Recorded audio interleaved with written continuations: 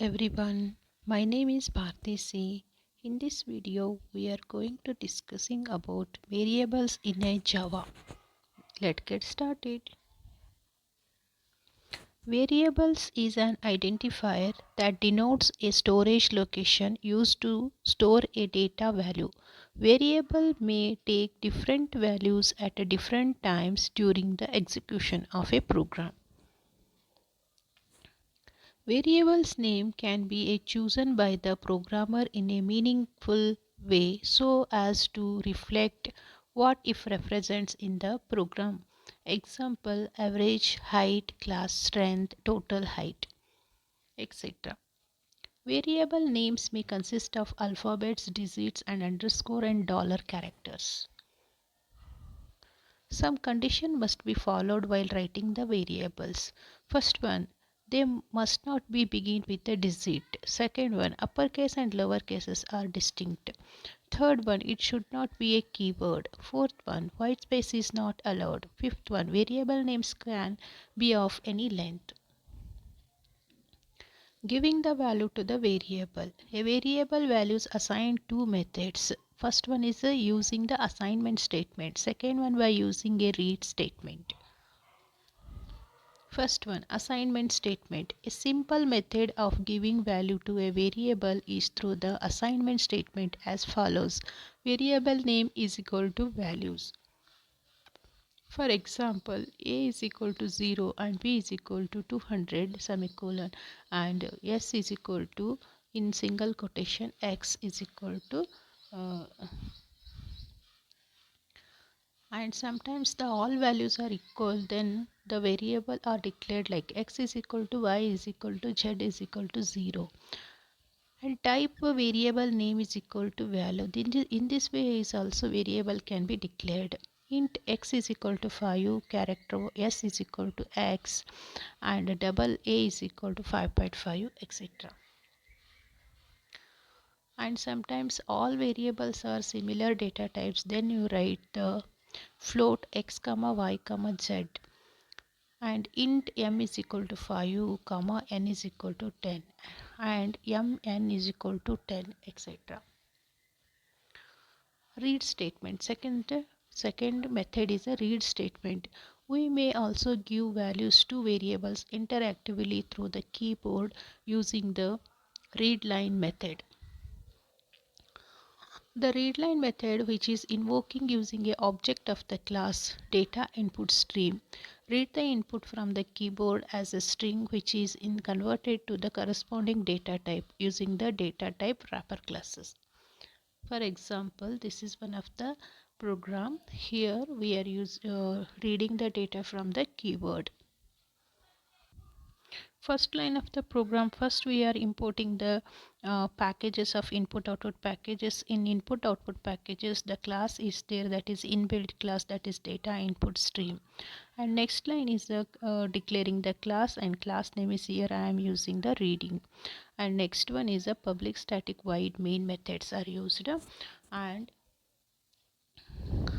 in next line we are creating the object of the data input stream class. So write the data input stream and in is the object name is equal to new is the operator. Using this operator we are creating the object of the data input stream class. And next is after the new write the data input stream method and inside the parenthesis write the parameters are system.in and system is the inbuilt class and .in is the object name. Using the system through keyboard through we are inputting the values.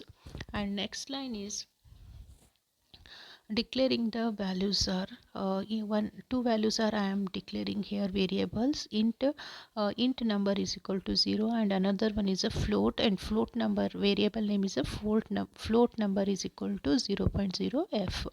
And next is using the try block. Try block means here suppose I am guessing here error is occur, so I am using the try block. Thereafter output statement enter the integers, and this integer in the string is there, so we are converted into the using the wrapper classes, and it is in the integer value. So int number is equal to integer dot parse int, and inside the bracket write in dot read line method. Read line method is a method inside the data input stream class. So this method is using this method we are inputting the value through the keyboard, and this method is this integer dot parse int is a wrapper class method. Using this wrapper class method we are converting the string to integer values. And next line is the system.out.println enter the float number, and this float number is again in the string, so we are again converted into the float using the readline method. And next one is a catch block. Catch block, suppose any error occurs in the try block, that is shown in the catch block. So catch exception e, and there are two output statements are there. One is the integer for, another one is a floating point number displayed, and its output is this program output is occur like this. Next is the types of the variable. There are three types of the variables in a Java. First one is a local variable, second one is a instance variable, third one is a static variables. There are three types of the variables are there. First one is a local variable. A variable declared inside the body of the method is called local variable. You can use this variable only within that method. Instance variable. A variable declared inside the class but outside the body of the method is called instance variable, and it is not declared as a static. Third one is a static variable. A variable which is declared as a static is called a static variable. It cannot be a local. You can create a single copy of static variable and share among all the instances of the class. And memory allocation for static variable happens only once, when the class is loaded in the memory. This is the example of this instance static and local variables.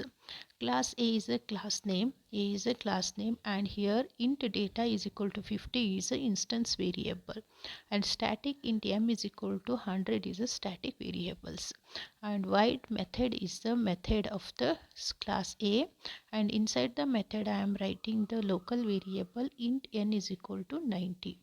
Okay. The area of the program where the variable is accessible is called its a scope or scope of the variable. We can have a blocks within another block. Blocks is called program blocks is called a nesting. Each block can contain its own set of the local variable declaration. We cannot, however, declare a variable to have the same name as one in an outer block. This is the one of the example of the nesting block.